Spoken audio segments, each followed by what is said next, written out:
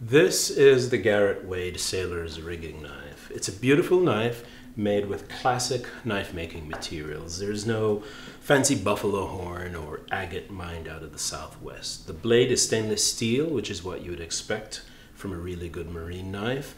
The bolster and pins are brass and the handle is made of rosewood.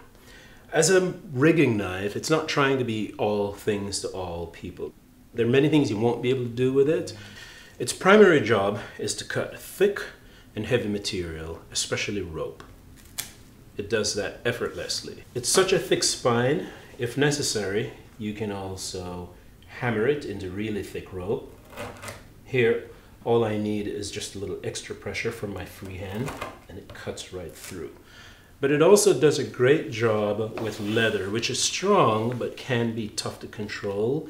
This blade is awesome at cutting through materials that are a little bit trickier. Excellent slicing.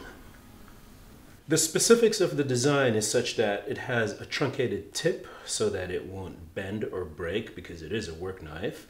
And there's that really thick spine that I talked about a moment ago, but especially what I like is the handle, which is shaped so that your hand stays in position. It won't slide up on the blade, nor will it slide off the end.